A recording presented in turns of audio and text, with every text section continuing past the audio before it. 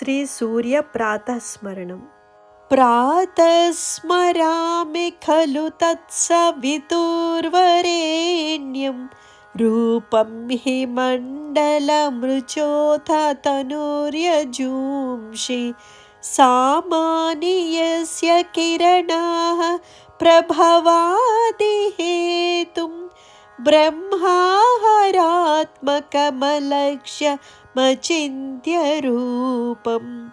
प्रातर्नमामि तरणिं तनुवाङ्मनोभिः ब्रह्मेन्द्रपूर्वकसुरैर्नुतमर्चितं च वृष्टिप्रमोचनविनिग्रहहेतुभूतं त्रैलोक्यपालनपरं त्रिगुणात्मकं च।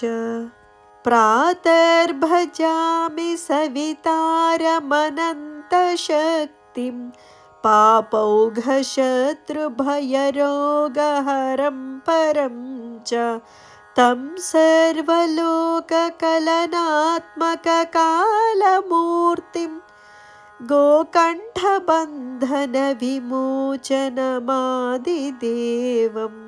श्लोकत्रयमिदं भानोः प्रातःकाले पठेत्तु यः स सर्वव्याधिनिर्मुक्तः परं सुखमवाप्नुयात् इति श्री आदिशङ्कराचार्य विरचित श्रीसूर्यप्रातःस्मरणं सम्पूर्णम्।